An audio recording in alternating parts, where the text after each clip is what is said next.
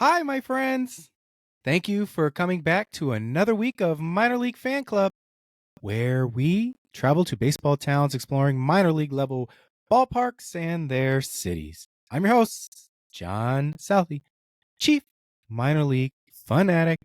And in today's episode, we are traveling to Somerset County, New Jersey, home of the Somerset Patriots in the Eastern League. The Patriots are the AA affiliates of the New York Yankees. The Patriots play at TD Bank Ballpark. Their ballpark was opened in 1999. The Somerset Patriots name derives from the Middlebrook encampment, which is located in the Bridgewater Township, in which the Continental Army, which was led by General George Washington, is where they stayed during the American Revolutionary War. It is said that the first American flag was unfurled in Bridgewater after a law was passed by Congress to adopt a national flag in 1777.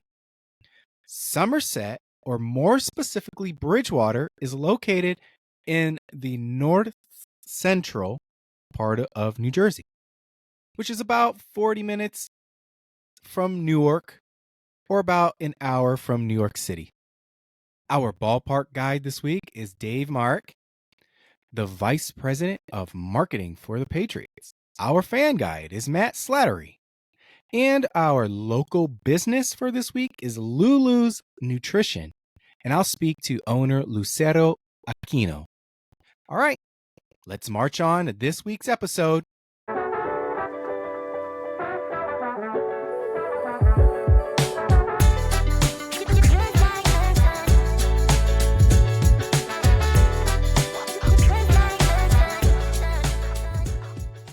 Hello, Screwball friends. In this episode, I would like to welcome Mr. Dave Merrick to the show.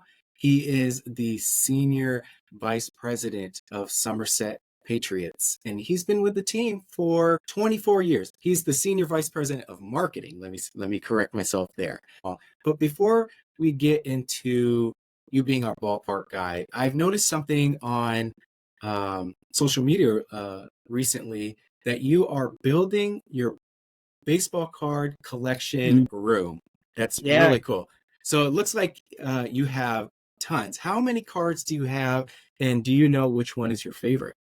Yes, so I could answer that in 2 seconds. So I've got I use a great website called Trading Card Database, and during the pandemic, I have 60,000 cards, and I started in the 80s. 85 was my first year when I started collecting.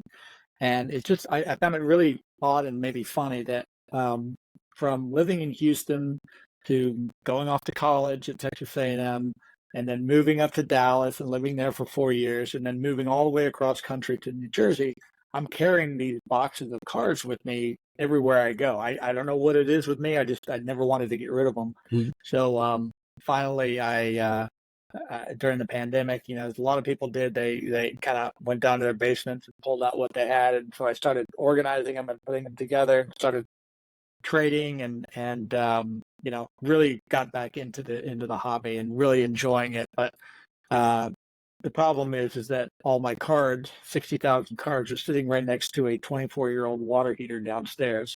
And I'm just counting the days on when that water heater is going to burst and destroy my cards.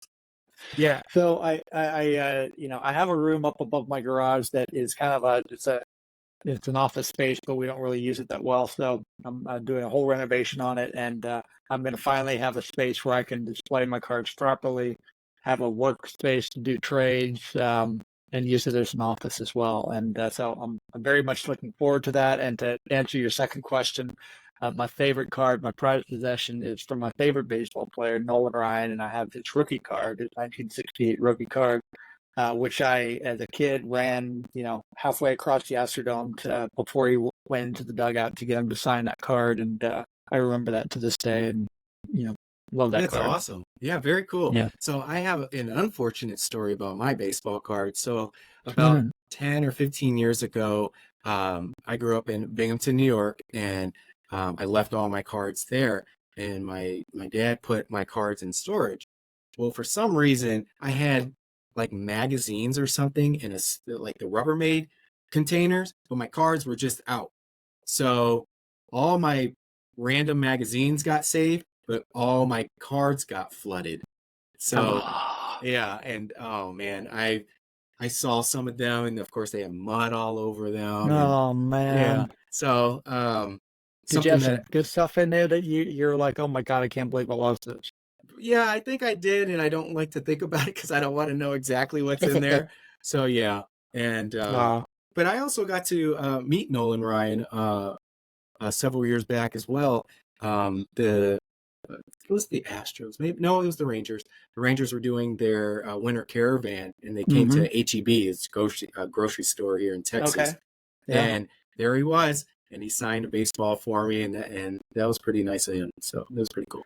I used to work at Lone Star Park at Grand Prairie, the horse race track there up in Dallas, and I remember him calling up one day and just wanting to get a suite for the horse races, and I was like, oh my God, I'm getting to work with Nolan Ryan on a suite for an event here. I couldn't believe it. It was so great. So That's I've also awesome. run into him a little bit at Texas A&M when his son was playing at TCU and got to see him there. But I just always loved watching him play, and I just loved the way he carries himself. He's such a great athlete. Yeah, he was a true competitor. He's one of the true baseball competitors that got to play. Yeah. So I mentioned that you've been with the team for over 2 decades, and that goes all the way back when the Somerset Patriots were in the Independent Atlantic League. So I believe, if I'm not mistaken, they were one of the founding teams in the Atlantic League. So, That's right. And a couple years ago, during the reshuffling of minor league affiliated baseball, the team was, I don't know if you could say awarded, but the Yankees picked Somerset to be their AA affiliates. Yes. And since then, I mean, you've already had some stars come through. Anthony Volpe, Jason Dominguez, and then one that I was hoping to see was Drew Thorpe, which ironically I probably will because he's on the Missions, or excuse me, he's on the Padres, and he'll probably play for the Missions. So I might still get a chance to see him. But yeah, he was great. We really missed him in the playoffs. So if he was there, it might have been a different story between us and Binghamton. But yeah, he's a great player, good guy too.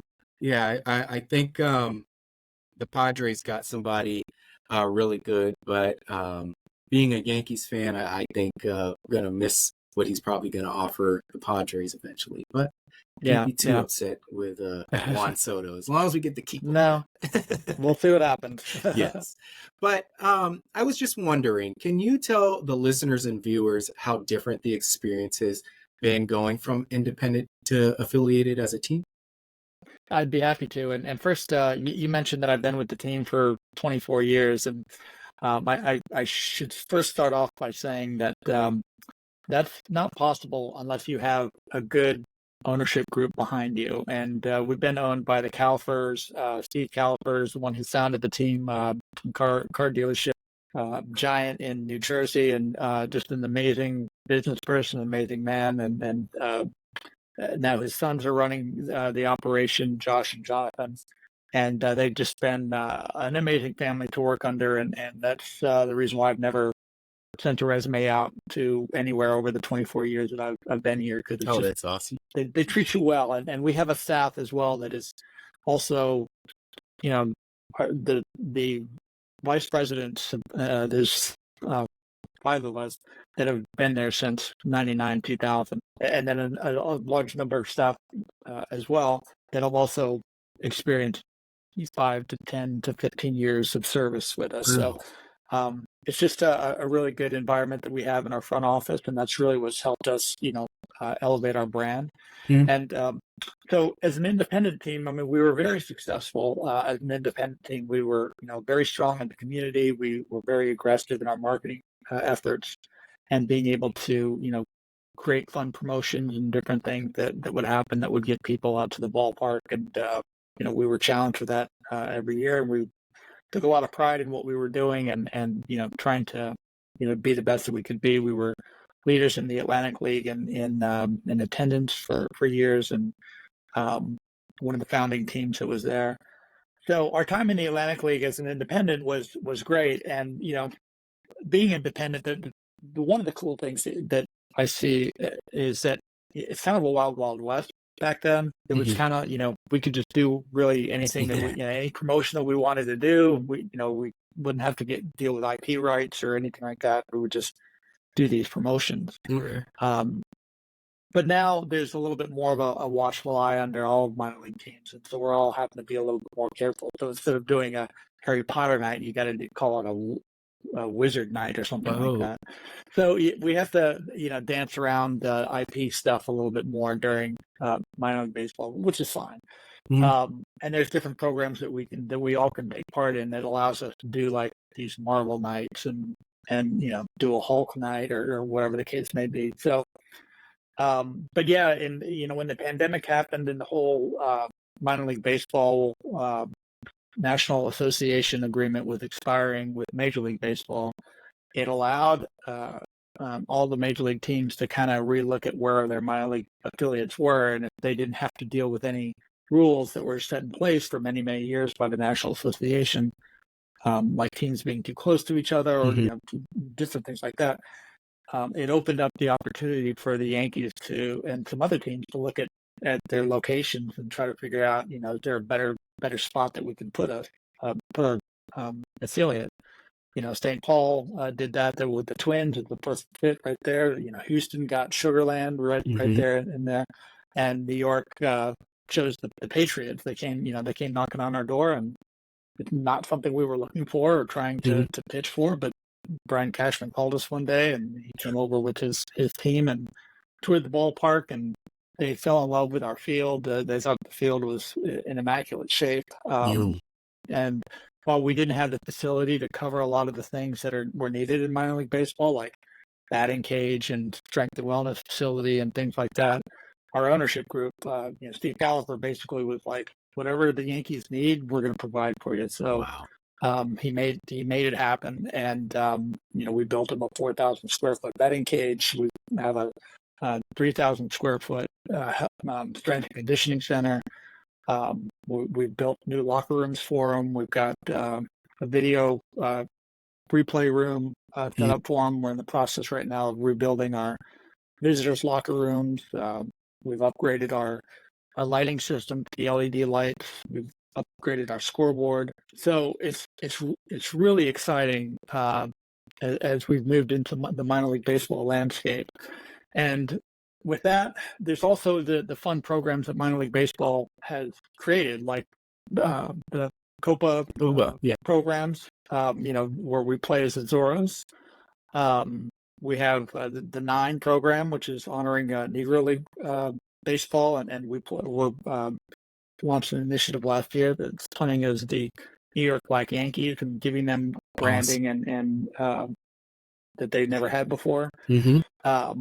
We're obviously involved in the Marvel promotions as well. I wish this interview was happening in 2 days from now, because tomorrow morning we're going to be doing a brand launch of something brand new that we're super excited about, and I wish I could talk about. But everybody who's listening to this, go look at Somerset Patriots, and you'll find that the new branding that we just pushed out. Time out.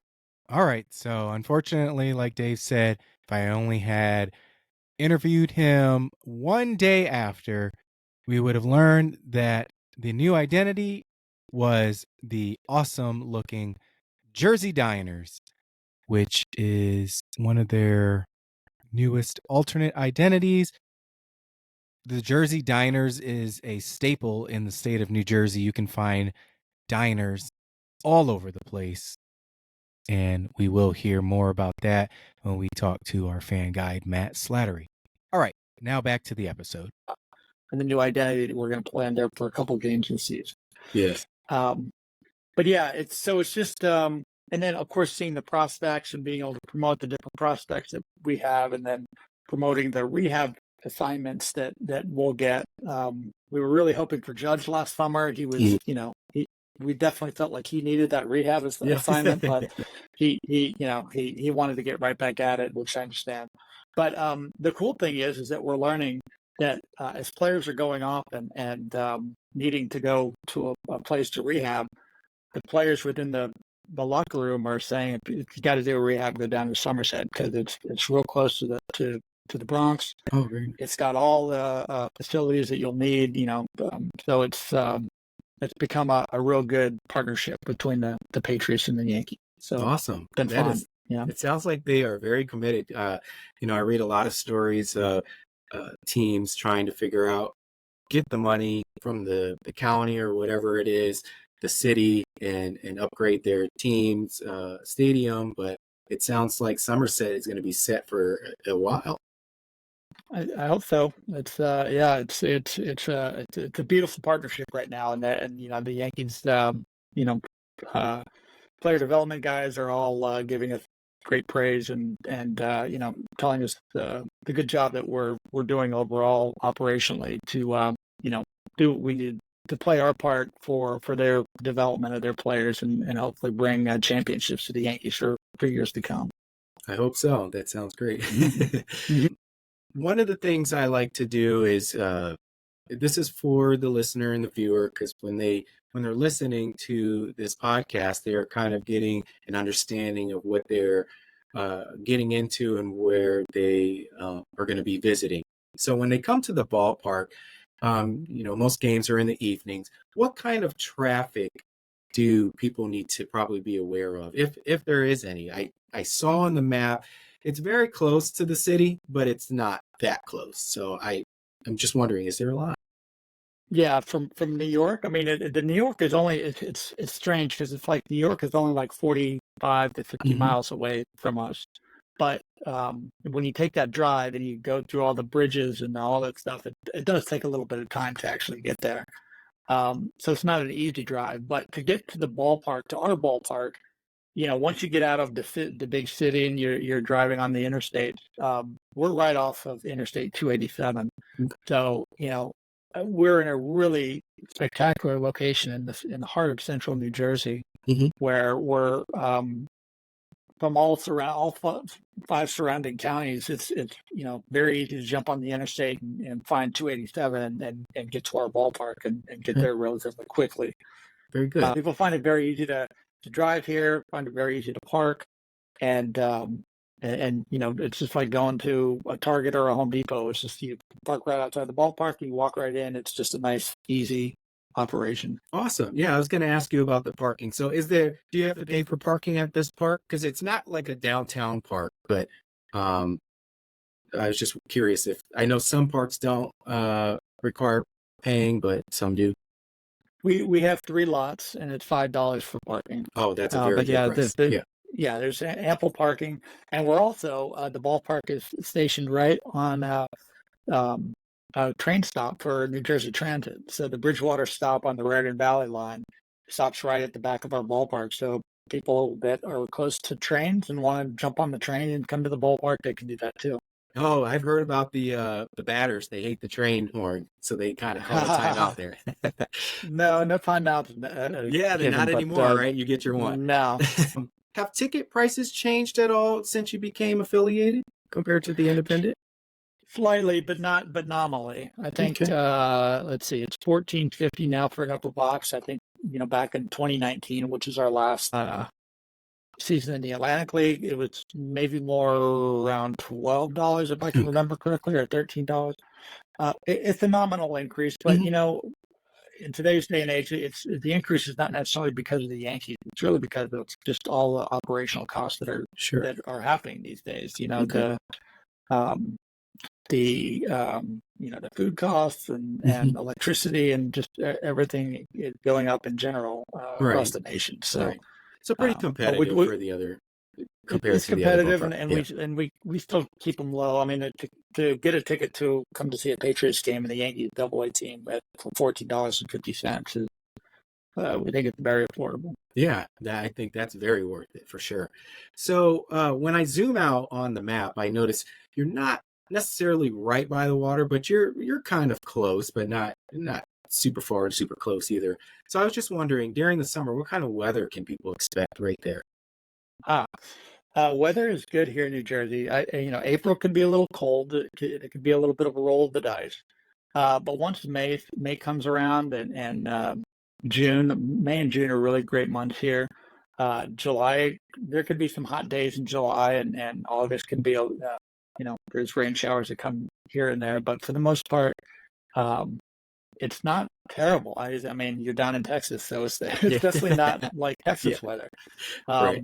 If it gets up to 90 degrees, that's probably a really hot day for us. But I would say typically we're in the 80s, 70s or 80s or so for the majority of our games. Oh, that sounds very nice. Nice and pleasant. Perfect. Yes. One thing I was doing when I was researching, I noticed that TD Bank Ballpark has a beautiful brick facade. And although it was built in 1999, the aesthetics of the building seem to pass the test of time and still look very modern. Thank you. You're welcome.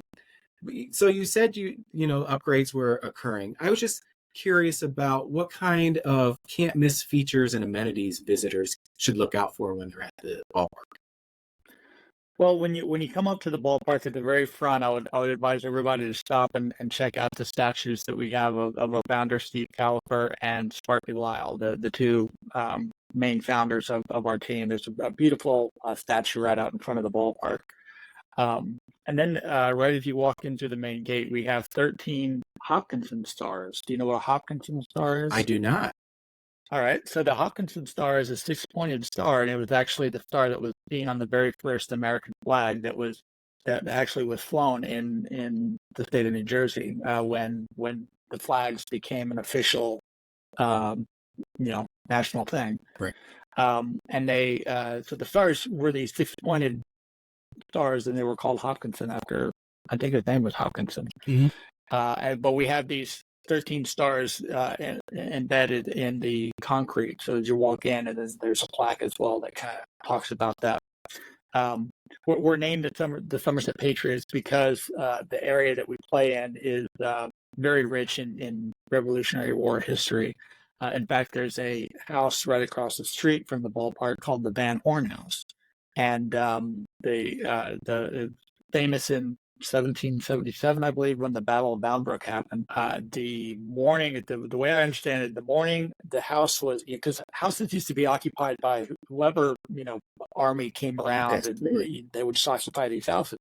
So in the morning, it was occupied by the Continental Army, and then the British came rolling in, and they ran up the hills and got away, and then the British Army stayed there for lunch, and then the Continental Army came back and pushed them out. The Continental Army came back in the house later that night. So it's just kind of fun history that the grounds that we play on could have been the site of a Revolutionary War battle skirmish. But so that's where we get our name from, and there's plenty of other places around here that you can go and visit for historical references. But once you get inside the ballpark, you have to stop in by the team store at the main gate, which Rob Croston does a great job with finding new things to bring into the store on throughout the season. Always working very diligently on different things to bring in. You come in, we have various different vendors right on the concourse to meet and greet with them. And then you can, take if you take a right, you're going to go towards the first base side where we have some other food vendors that are set up out there, some beer tents that are set up out there. Speed pitch. We're kicking around some ideas now of expanding that area to be something completely different down the road here, but that's yet to be determined. Okay. And then on the third base side, we have our Wall of Fame where there's 6 panels there that talk about our history, talk about the players that have played here, talk about our championships that you can check out. And then we also have a bar area down there too where people can hang out. But our ballpark, it was built in 98 and the first season was in 99. And, we always get great comments about our ballpark. And I always kind of laugh at it because I'm like, to me, it seems like just a simple ballpark where there's not a whole lot of, there's no amusement parks, there's no Ferris wheels, there's no, there's no things that take your attention away from baseball. It's just baseball, and it's just I think that's what brings the charm and what people really love about it, because they can park, they can come right in, they they can get their food and they can go sit right down in their seat, and they're sitting in a beautiful setting and comfortable setting, and just really enjoy their night out. So Awesome. That sounds very nice. With the weather and then just watching a good game of baseball. I think yep. I'd really appreciate that. So now I want to move to something that I truly enjoy when I go to a ballpark, and that's the food. When I was looking up food, one thing I love that team sites do is list what they have. And that was certainly a case for Somerset. I saw some regional foods that I've heard of, but I've never had. So there was the controversial pork roll, and I only say controversial as in the name. Who calls it what, right? And then ham or pork roll. Right, exactly. And then water ice, or should I say water ice, right? Water ice, yeah. And then I saw something called rice balls. I've never heard of that one. And then an Italian pork sandwich. Can you just briefly explain what some of those things are that people might be unfamiliar with? Well, but the pork roll is it's like it's ham. It's like a mixture of ham and I don't know. It's a great breakfast item. It's really good. It's that and cheese, sometimes eggs on like a Kaiser roll. Okay. So that's definitely a staple around here. We had rice balls this past year. I'm not sure if they're going to be back this year, but rice balls is it's an Italian specialty that is basically exactly what it is. It's rice, but it's like they've got different flavorings, so it could be like a pizza rice ball or a hamburger rice ball, and they have different things like that. We also have the like we did the beer bats. We did those 36-inch beer bats that with we I don't know, we bought our first round of those, and I think we were out by May. We were completely sold out of them. So we had to order more of them. It's crazy. And then we'll do special food depending on what promotions may happen. So like for instance, you may have heard of Anthony Volpe and Austin Wells with the chicken parm Yes. last year. So we had Austin Wells. We did Anthony Volpe bobblehead last year. So in conjunction with that bobblehead giveaway, we also announced that we were going to be serving chicken parm that night at the ballpark. So we did something fun there. We also bring in local Hispanic restaurants on our Euros night. So we'll pick a different restaurant each time, and they'll serve their fare at a grill cart that we have. We also have we bring in a soul food vendor for our Black Yankees game. I've got a special Polish vendor that comes out for our Polish Heritage Night. So yeah, anything that we can do on the food side, because one of the greatest experiences of going to a ballpark is definitely what are you going to eat that night. So. Yes, exactly. And I love those unique ones that you were naming. That's one of the main reasons why I love to go to visit a new ballpark, because of the uniqueness. And we're still working right now on various different things that we either have seen before or we never have seen before. So that's always in the works in the off season with our catering department. Since you are the VP of marketing, what kind of promotions are the most popular now on field and just bringing people to? We've done some really fun promotions over the years, and some I'll mention, like we do 1,000 pizza giveaway. So we reach out to a bunch of pizza's huge here in New Jersey, so we reach out to a whole bunch of different pizza vendors or pizza shops and ask them to give us certificates that we'll pass out to fans as they come out for this night. I do a Revolutionary Revelry night. As I mentioned, we're big into history here for Revolutionary War. So I have a great partner that they bring out, all these different enactors to show the Revolutionary history. So there'll be campouts out in front of the ballpark and people walking around in period dress and fife and drums. And we even have done cannon shots after the game for fireworks. So that's always been a fun night. new this year that we're hoping is going to be a big hit. It's going to be a Sopranos night. Oh, yeah, I saw that one. The Sopranos are big here in the state of New Jersey. So, and we've got Steve Shrippa that's going to be appearing as well. That's going to, we're going to do private meet and greets to meet him. So, of course, we do the 5 Copa games and trying to do something different on that. We've got our Black Yankees game, our Marvel Nights, where we do 3 different characters. They come out. One thing I really love that we do is retired Yankee bobblehead. So I've taken like the theme of looking what Yankees have had their numbers retired, and then let's do a special night to honor that player. So I've done this will be our 4th year in that series, and the first year was Elton Howard, second year was Yogi Berra, and then last year we did Ron Guidry. So we have another one scheduled for this year as well that's yet to be named. Awesome. Or announced. But yeah, so, and also I work with Todd, being a baseball card guy, I work with Topps, and we do a Topps Tuesday. So every Tuesday night we give out packs of baseball cards and also do a trading table on the concourse. So I personally enjoy that one. Yeah, I just that one get to hang sounds out on really the cool. concourse and talk cards with people. So. Yeah, it brings back childhood memories for sure every time I see cards. One last question for you before I let you go. And this one I always have to ask because my kids unfortunately don't love the game of baseball, but they've grown to enjoy visiting the ballpark with me. Mm-hmm. What kind of fun activities do you have for the youth and the kids? Well, we have our we have the speed pitch where kids can go and throw, test to see how fast they can throw. We do kids run the bases after the game on Sunday games.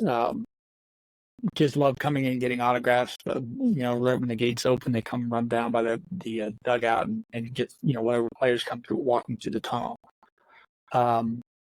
We have 2 mascots, Sparky and Slider, that run around throughout the game and interact with kids. They're walking around. Kids are always running up to them, trying to get pictures.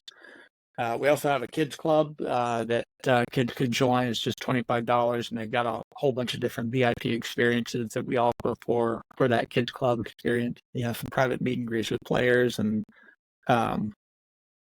parties that we do pre-game for them. So it's and then a lot of our different we do a lot of partnering with like little league organizations or scout groups to do something on the field before the game, have a catch on the field before the game if the team wants to come down and do that, or a color guard wants to present the colors on the field for the game, they can do that. So there's plenty of fun things for the kids if they are not totally into baseball, but there's fun things to do. And of course, the greatest thing I think kids really love doing, and I always hear this from parents all the time, is when they're taking their kids to the game, or when they're on their way home. Well, the one thing that kids always remember is they just start yelling, "Somerset Patriots!" So we play a soundbite throughout the game, and it's just become a staple where we start the chant off just by yelling Somerset. We tell it yells really Somerset, and then everybody responds. The whole crowd responds with Patriots. So it's like a really great crowd interaction thing. So we do it frequently during the game. And kids really pick up on that. So awesome. They do it at home, and they're doing it on the car ride home and everything. So yeah, drive their parents crazy for a couple hours, right? Is it true that Sparky, the mascot, was named after Sparky Locke? That's 100% true. Yes, yes, it is. Cool. And he's got a handlebar mustache to prove it. Very cool. Well, yes. Dave, you are the perfect ballpark guide, and I appreciate you coming on today. Where can people find the team and find you on social media? Well, you can. I would suggest following our social media channels on Facebook and Twitter and Instagram and TikTok. We are very active on social media as an organization, and in fact, number one in a lot of different categories across the board in minor league baseball in our social media efforts. So please, follow us there. You can follow me directly. I'm more active on Twitter, so I'm at dmark94. I think it's my handle. Perfect. If you're a baseball card collector, that's pretty much what I post about. Yes. And And you're building that beautiful room, so I can't wait to see when that's done. But I'll put all that in the show notes, the team, and if they want to follow you as well and watch your nice, beautiful card room grow, then they'll have the opportunity to do that. Well, Dave, it'll be complete in February. Oh, awesome. Very cool. Yeah. So thank you so much for coming on. And I look forward to the day I can get to Somerset and visit my last Yankees affiliate. So thank you very much. Well, the invitation is open. You just let me know. Awesome. Thank you. Have a good day. Thank you, John. Mm-hmm.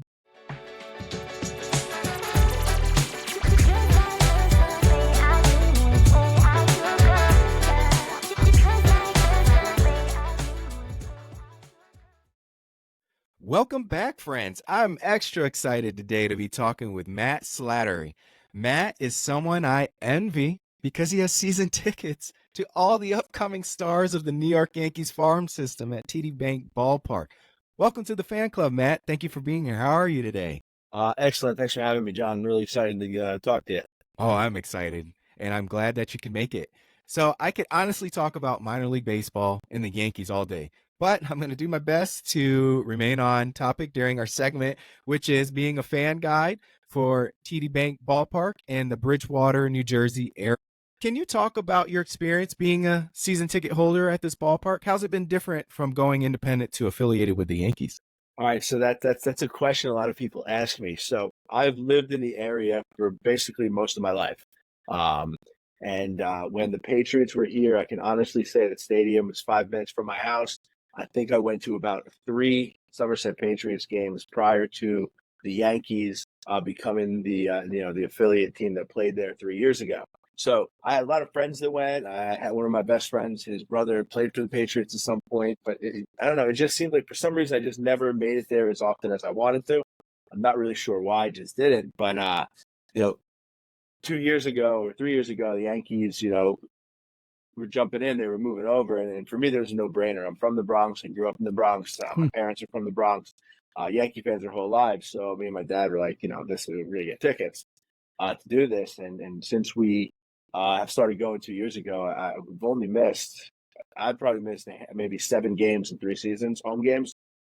Wow. We're at every game. The stadium's awesome. It's convenient to get to. There's a lot of really cool things at the stadium and the area around there. The experience is always good. Like it's a fun time. It's a fun time and it's close to home.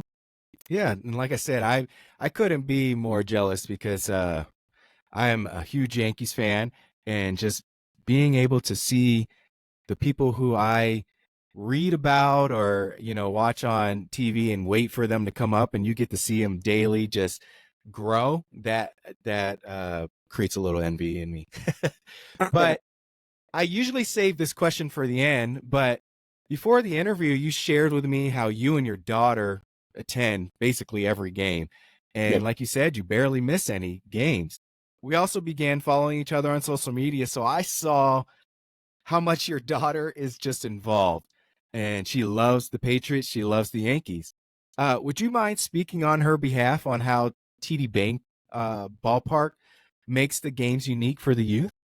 Oh yeah, and that's great. So, one of her, biggest things, like we started going, like she liked the atmosphere. I think she really enjoys how close she can kind of be to the field.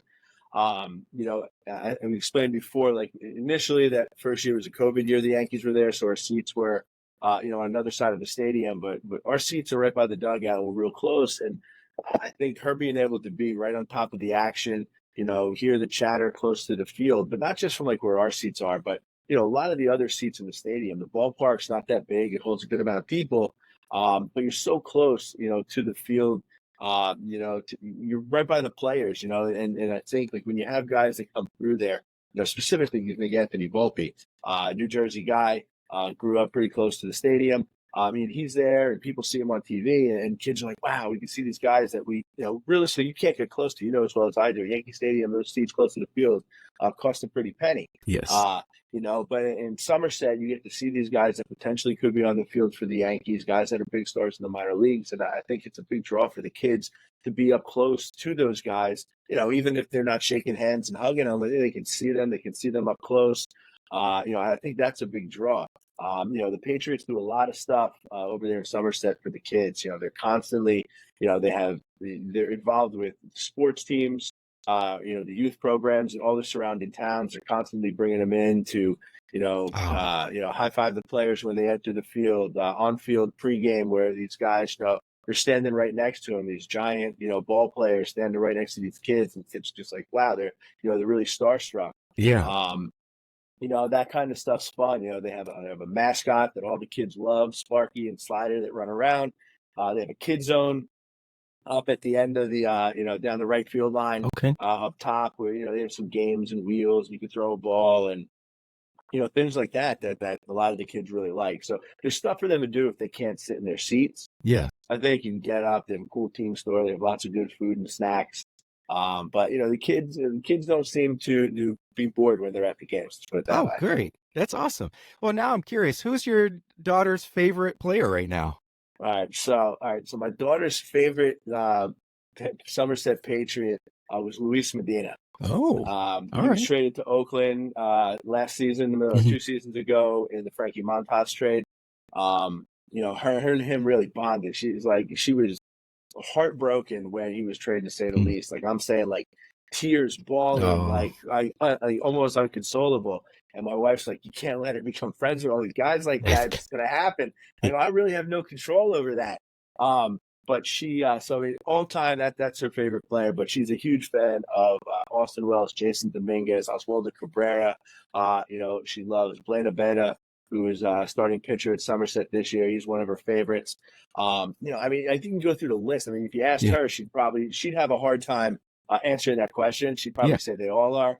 But me watching, you trying to kind of get a feel. You see who she kind of likes. But right. I mean, it's all the guys are really good to her. She loves seeing them and talking to them. But Medina, Wells, Dominguez, Cabrera, Blaine, those are some of the guys she really, really loves. That's awesome. Has she met Tyler Spencer Hartman Jones? Was another one. I'm sorry. Tyler Hartman was another one. Like, right. him and his wife, they're great. She loves them too. She has met Spencer Jones. Wow. She when we went to Hudson Valley earlier last season, actually, and she got we got close to the field. She got to see how huge he was and got her picture taken. It was actually funny the first time he was in Somerset. When he came up, they hadn't announced he had been promoted yet. I guess his first game was on a Sunday, but we're there on the Saturday night. And we're kind of in our seats, and she turns over to me and she goes, "Dad, holy, S word, it's Spencer Jones." And I was like, "What, huh?" And it turned and he was right over there. Like, she couldn't believe it. Oh my gosh. And so she got to see him there, and then she said hi, and got a fist bump, and awesome. It was a lot of fun for her. That's great. Yeah, and see, I'm getting sidetracked. That wasn't even one of the questions that I was going to ask. But no, that's really cool. I'm glad that they are that personable with the kids, because that kind of will inspire future generations. It's all the kids. They really do. Like, it's tough for those guys. Sitting kind of where our seats are. You see a lot of people there by the tunnel that goes in and out. You see a lot of people there, and sometimes it's tough for them. Going through it with all the people there. People want autographs, they want pictures, shoving things in their face. But players really do the best that they can to give fist bumps, to say hi, to smile, to sign autographs for the kids, and I think the kids really appreciate that. That's awesome. I'm glad to hear that. So you did mention some of the amenities for kids, but what are some of your favorite features around the ballpark that visitors should check out while they're at the ballpark for the first time? All right, we're talking about in the ballpark, yes? Or outside, if they have things outside. Well, I mean, in the ballpark, I think some of the things that are really cool, like in the ballpark, is the Patriots bullpen. It's off the field down the right field line. If you go down to the end of the stands, you can see there's a railing right there, and you can stand. Basically, you're looking right over the bullpen, and I think a lot of kids find that really cool to watch the starting pitcher get warmed up for a game, and things like that. That's pretty cool. Down the left field line, there's a barbecue area. You buy a ticket, you sit at a picnic table. They give you it's like a buffet, a bunch of barbecue food, drinks. You hang out there, watch the game. If you're going with a big group, that's kind of a cool place to sit over there. You're down the line. That's a popular place throughout the summer. Okay. For people to get tickets. When you go with a bunch of people, it kind of makes everybody happy. Outside the stadium, and there's a lot of stuff, in the area. The ballpark's right across the street from a giant shopping center. There's a hotel over there. I think it's the Hill. I wrote it somewhere. It's the Hilton Garden Inn. Okay. It's in walking distance to the stadium. There's an Applebee's, a Chuck E. Cheese. There's a Hmm. 7-Eleven, a McDonald's right by there. There's a Costco and a Trader Joe's, Target. But it's a big shopping center, but Sure. it's walking distance to the ballpark. Okay. So there's some places to, go over there. In terms of staying, there's, I think when you're close to a stadium, you can walk. That's a draw for me when I go on the road to other stadiums. But there's another hotel about 10 minutes away. It's a Marriott, about 8 to 10 minutes away. Quick drive from the stadium, but it's right across from a huge mall, Bridgewater Commons Mall. Okay. That, it's a giant mall, lots of restaurants, shops, coffee. I mean, everything you can think of that you possibly need is right there. And I think that's like, it's a cool kind of amenity you have close to the ballpark or hotel that's right next to all that stuff. Yes. Especially if you go for a day, like when we go on the road, we stay at a hotel, we try to see is it by a shopping center, is it by a mall, because, you're not going to be at the stadium all day. You want to find other things to do. And the convenience is obviously a big thing. Yeah, absolutely. And I've only done that one time. I went to Midland and literally right across the street. I mean, you could walk if you want to. And that was the best thing that I've found so far, is being able to drop your car off and then you could just walk right across to the stadium. So that was pretty cool. Yeah. So I say this every single time I've had an interview, and I think this is going to be my shtick, but I never want to leave an interview without asking about the ballpark food.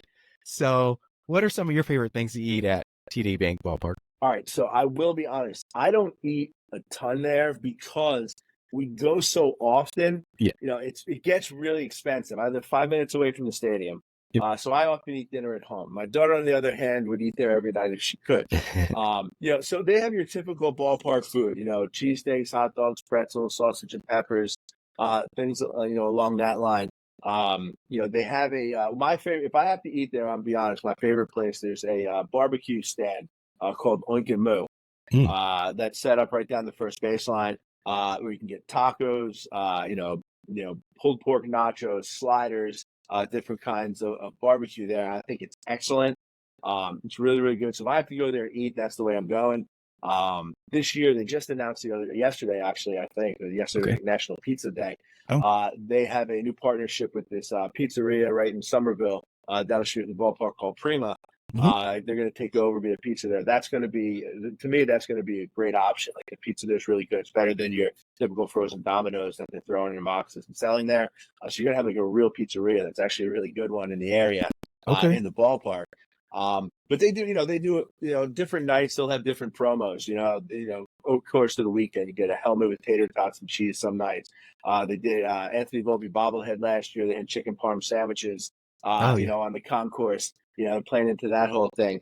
What else they had? Oh, they had Zeppelis, pickles on sticks. They had kettle corn there. They had, they have a beer, kind of like, not like a beer garden, but they bring different beers on taps, from breweries in New Jersey. Okay. Typically, they'll throw a bunch of beers on taps for people that like to try, different kinds of beer and stuff. It's typical stuff, but they bring in the stands, and one of the other things too is they do these Zorros. It's the like an alternate identity for a couple of nights. It's like a tribute to like the Mexican leagues, I believe, and they bring in like these different cuisines, Mexican cuisines and Latino type of food from all these restaurants in the area. You get empanadas and different things that are have to deal with like the Mexican or Latino heritage on these nights, and those nights are really awesome. Like, there's a lot of good food there, and then Irish or Italian night, they bring in special foods from restaurants for those places also. So that kind of stuff is really cool. It gives you some options other than typical hot dogs, peanuts, popcorn, stuff, nachos that you'd usually get. Awesome. So one thing I just thought of getting to the stadium is there like public transportation, or would you recommend driving a car? I would honestly recommend driving a car. Like, there's a train that runs along the back of the stadium. It's the Raritan Valley Line, New Jersey Transit Raritan Valley Line. It stops at Bridgewater, but I don't know how often those trains run or stop there late at night. So, you'd have to check the schedule. For some reason, I believe I don't take that train often or at all, to be honest with you. But sometimes it only stops there certain times during the day. Oftentimes it bypasses that stop unless something's changed. So if you're going to take the train in, you should look at that. But they have three huge parking lots right at the stadium. One on the first base side, one behind the left field wall, and then another one out in center field, kind of under the train tracks. So, and then on top of the fact that across the street, it's the Target parking lot, Bob's, the shopping center over there. A lot of people go and park over there. I don't know that you're supposed to park over there. But I'll tell you what, it is a pain in the neck to get out of there if you do. Okay. But I think driving it's just so convenient. It's not far off Route 287, which is major highway in New Jersey, a couple turns off there. Parking lot, there's plenty of places to park. It's easy to get into the lots, it's easy to get out of, get where you're going to. My suggestion would be drive. I wouldn't bother with public transportation. Sure. All right, thank you. Well, then, one more thing about the ballparks. If you weren't a season ticket holder, which promo would you make sure to attend? Well, I can tell you right now, the hottest promo every year is whenever they have bobbleheads. Bobbleheads are by far the most popular promo. There's people lining up hours before the gates open to get the hands on a bobblehead, regardless who it is. Like a couple of years ago, Yogi Berra, Elston Howard. Long, ridiculous lines. Last year, even longer lines. They did a Volpe one day. They did a Wells another day. Oh, geez. I believe they did a Ron Guidry also. Kids don't really care about Ron Guidry like, people my age or your age probably do. We got to see him play. But the Volpe and the Wells, those are big ones. The promos are big. But to be honest with you, great night is any of the fireworks nights. They do 20 to 25 fireworks nights a year. They do an unbelievable job on fireworks nights when they hit that out. It's a really nice long fireworks show, one of the better ones in the area for anything. 4th of July, they do one of the biggest ones I've ever seen this past 4th of July. And it's not them shooting a couple off in the air. I mean, they're launching them for minutes, playing music and real loud while they're going off, and they do a really great job. Oh, very good. To me, I think any fireworks night, those are like must-attend nights as far as I'm concerned. Bobbleheads are cool if they're your thing, not my thing. My kids like them. But, if I have to pick, I'm like, I'm in on that. I'm in on the fireworks. All right, for the sake of time, I do want to explore Bridgewater area and maybe some of the Somerset County itself. So when I looked at the map, I realized I've been pretty close to the area before. In undergrad, I ran at Rutgers and Princeton. Okay. Long time ago. So other than that, I don't really know much about the area. But like you said, there's a lot of shopping. That seems to be popular. There looks to be, 2 huge malls right in that area. And the Bridgewater Commons is the big mall. The area right by the stadium, they have some shops and stuff. But it's more of an outdoor type of deal. Okay. And then I also noticed a ton of parks. So as an out-of-towner, what are some of the best things to do if you had a day or two to spend while you're not watching baseball? All right. Well, I can tell you, there's a website, like visitsomersetnj.org, has a tremendous amount of information about things to do all over Somerset County. Parks and things to see. Duke's Park or Duke's Farm or Duke's Island Park. It's like a nature preserve. It's a really popular area around. You can do a lot of walking, see a lot of wildlife, things along, those lines. If you're looking for a playground for the kids, there's something called Kids Park. It's over by Bridgewater Police Station by the mall. Huge park. You let the kids play there for a while. And you can just relax if it's on a nice day in the summer. There's Washington Valley Park. There's a bunch of historical stuff. I'll be honest, I don't go and search a lot of those things out. I'm more into, I take my kids to the park. I like to hang out. I like to go to the stadium. I like to check out a lot of restaurants and places downtown. That's more of my kind of speed of things versus checking out these old historical sites. I think they're nice, but to me, you've seen one, you've seen them all. But there's some people that really would enjoy that kind of stuff, and there's places to go. I mean, my suggestion would be that website. It's going to give you way more information about that stuff than myself. But there's certainly some historical stuff around the Bridgewater area. Yeah, and I think in the previous segment with Dave, he was mentioning about how much it's very popular for the Revolutionary War and everything, and there's all kinds of stuff around there. I think he mentioned the Van Horn House, like, is right across the street or something. Right across the street, yeah, it is right across from the left field parking lot. Yep. Okay, so again, we're gonna go eat some food in the area. I know Trenton Thunder, they play as the Pork Rolls. So I don't know if you're a Taylor ham pork roll area, but is that something that I have to try when I'm there? And if not, or if so, which place? And then what are other restaurants that are local? I'm the wrong person to ask for that. I get dragged for this all the time. I think pork roll is gross. Taylor ham pork roll, call it whatever you want to. I'm not a fan of it. I like bacon, crispy on any kind of breakfast sandwich. I'm not, everybody that eats, oh, it's so good. This is the best. Like, it's just not me. I don't like it. I'm not going to trash it. I like bacon. Some people might hate it. But yeah, so try it. Sure. I mean, I try anything once, make your own kind of decision on that. But in terms of places to eat, man, there's so much around. I could start with like pizza. This is a big one. I know the players last year or 2 years ago, they went there. I don't know if you follow like Barstool Sports in Portnoy with the pizza reviews, but 2 years ago, he gives his place Lucia's in Raritan, which is about 10 minutes from the stadium. He gave them their highest score ever, like a 9.4. The place is it's almost impossible to get a pie still. Like 15, 16 months later. If you like pizza, there's a lot of good choices. The Lucia's is one. Call early to try to reserve a pie for a certain time. There's Carlo's Pizza, which is close to the stadium. Prima, which now is being sold in the stadium. That was another one of those places that got reviewed. Downtown Somerville, that to me, like, it's really kind of the hidden gem of the area, to be honest with you. I live in Somerville. I'm not saying that because I live there. But the Somerville downtown area, when you pull out of the stadium, make a left, about 7 minutes, just go straight down the road, 7 minutes, you hit a downtown area in Somerville, which has tremendous amounts of restaurants of every kind. It has a brewery. There's restaurants. There's little shops. There's this really nice little nugget in there called the Bishop Street. It used to be a street you could drive through. They have it blocked off. There's a Blue Sheep Bake Shop for desserts in there. Fresh Tiki Bar, which is another dessert place. There's like a burger place. There's a Thai place. Cars can't drive by. They have tables out in the middle. You can get an ice cream, get something, kind of hang out, sit. People are walking their dogs. Their kids are running around. There's something called Yestercades on there, which is awesome. It's like arcade. Old school arcade. You pay like $10 for an hour. You go in, you play unlimited, pinball, arcade games, air hockey. They have all the video game systems on TVs. You can sit down there and play that stuff. You pay by the hour. That's just a little part of Division Street, which is right on Main Street. They have, an Irish pub. There's 2 other pizza places. There's a seafood place. There's a noodle place, a couple of sushi places. There's a dessert place called Epic Cookies, a hibachi and sushi place. There's a Starbucks. There's a couple Mexican places that are excellent. Casa Luna or Salted Lime. There's a Cuban place called Di Martino's that does the best brunches in the area.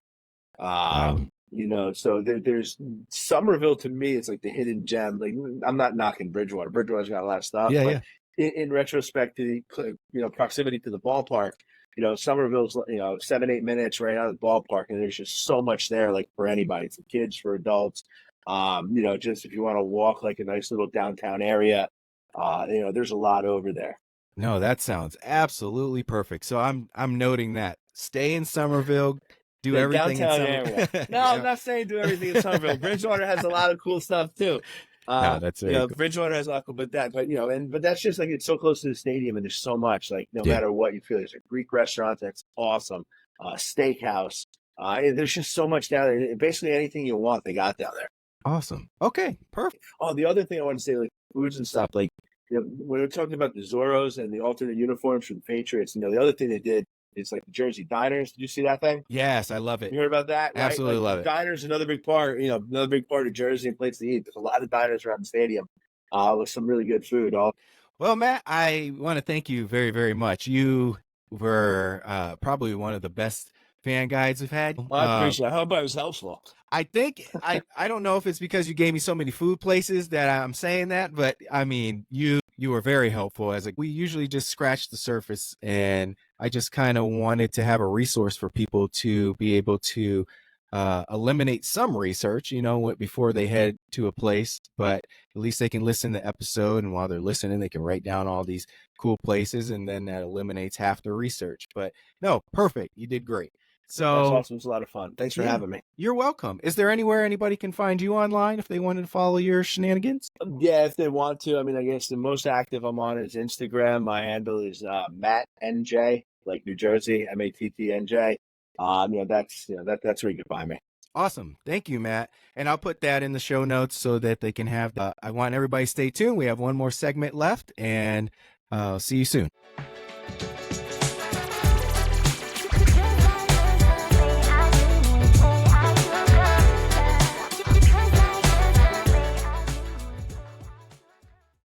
All right. Hello again. I'm looking forward to chatting with our next guest because, for one, I am a health nut, and two, we're going to be talking about delicious food again, of course. So today's guest is Lucero Aquino of Lulu's Nutrition in Somerset, New Jersey. Thank you for coming on, Lucero. How are you today? Hello, John. Thank you so much for the invitation. I'm doing great. Thank you for asking. How about you? I'm doing great this morning. I'm so glad to have you on. Thank you. So your business intrigued me because I saw it on social media, and I think one of the first things I saw was like a shake you make with whipped cream. And then I was like, okay, that looks good. But then you had the macros with it. And I said, oh, those are good macros, especially for people in fitness. So I looked a little deeper. But before we get into what Lulu's Nutrition has to offer, how did you get started with making healthy recipes and opening your own business? Of course. So, everything started 5 years ago. I was actually looking for a way to improve my wealth. Of course, like Mhm. I was, wanted to be healthier. So I got into the protein business. Mhm. Actually helping people losing weight, gaining muscle. Like originally, I'm a wellness coach.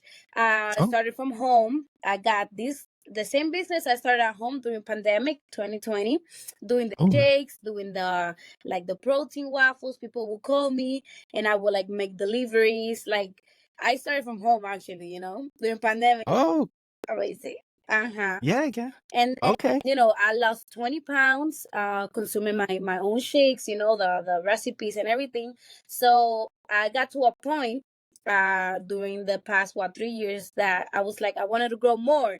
And in my home, I can only get to certain people. So actually 1 year ago I decided to open a store and it's been amazing. Oh my gosh, that's very inspiring. I love, like I told you before we start recording, I love supporting small business, but I'm also even more inspired by entrepreneurs. That really just fires me up. Mhm. So that's awesome. That's really good. Do you still deliver Yes. outside the store? Yeah. Yes, I Oh, do that's great. deliveries, curbside pickup. You can call ahead to place order, everything. Oh, that's amazing. Okay. So when I travel for my baseball road trips, I eat a lot of quote unquote bad food. I like to eat, when I go to a hotel, I make sure they have the good breakfast. When I go to the city, I like to eat all their good foods. But, I try to be mindful. But even though I want to try everything, I probably still come home, probably adding 10 pounds, but I try not to. But with the food you serve, if I have a meal there, I don't necessarily have to worry about too much, but I still be mindful. But if I had extra, I think I'll be okay. Can you talk a little bit about what kind of food and drinks you offer at Lulu's? Yes, sure. So our main source, like I say, is protein. Everything is made out of protein, low calorie. Our protein shakes, we have protein shakes. They all have 24 grams of protein. We also have waffles, also with protein and oatmeal.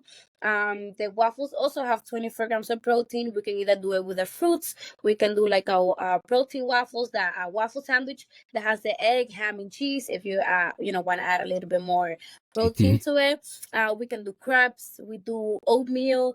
We do loaded tea that are also big here. The loaded tea that give you the energy, boost your metabolism. They help with the skin, with digestion.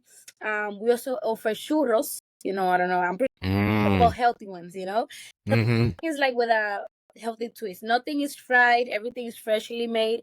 We even do donuts, also baked. We do everything in here.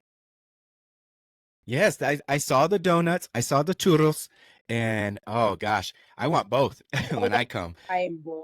Yes. definitely got So, what's the most popular food and or drink that you offer? So the most popular food I would say is the waffle with the fruits, and then the most popular drink people like passion fruit. Like I'm in a very Spanish area, Mhm. like passion Mm. fruit. Passion fruit loaded tea is the must have. Oh, okay. Mm. All right. So I share while I will be stopping by when I come because I know I like that kind of food and I probably need a break from all the bad food that I have. So when I come to see the Somerset Patriots, but why should listeners add Lulu's Nutrition to when they come to town? Why you think? Well, the first thing that we're big on is energy.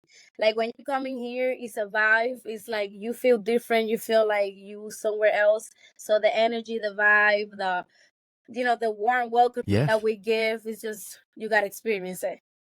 Mm-hmm. Okay. Yeah, and that's what that's why I like small business because it's very personable And of course, and yes, of course, it's like yes. And then I saw some of the photos, it's a fun little Instagram-y kind of place too. So you can go in there and take Right. pictures. And of course, you're going to want to take pictures of your cool food as well. Okay. They're aesthetic. So yeah, I I want to thank you for your time and for coming on the show. This was very fun to learn about your business. But how can we find you online and where are you actually located? Yeah, so we are located at 527 Hamilton Street on Somerset. And then on Instagram, you can find me as Lulu's.nutrition, Facebook as well, Lulu's Nutrition, and even Google us, Lulu's Nutrition, and you will find us. Oh, that's great. All right. Well, everyone, consider giving Lulu's Nutrition a try when you come to Somerset County area. I'm a huge proponent of supporting the small business. I hope you consider giving this a stop when you are there. So, Lucero, I want to wish you a continued success, and I look forward to seeing you when I get there to Somerset. Yes, I hope to see you soon. Thank you so much for the invite and welcome everyone. Yes, thank you. All right. Bye-bye. All right, bye-bye. Okay, that'll do it for this week's episode. I'm so glad to hear that you have been enjoying the episodes.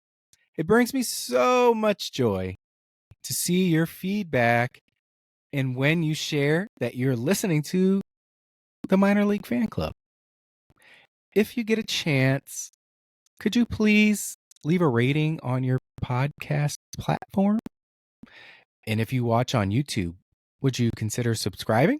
Now, if you like this episode or any in the past, can you share it on social media with your friends?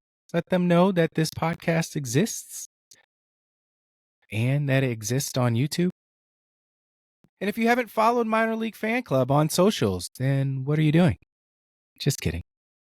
You can find all of our socials at minorleaguefanclub.com. We're on TikTok, X, Twitter, Threads, Instagram, all those other ones. But you can find us. But until next week, I will see you later.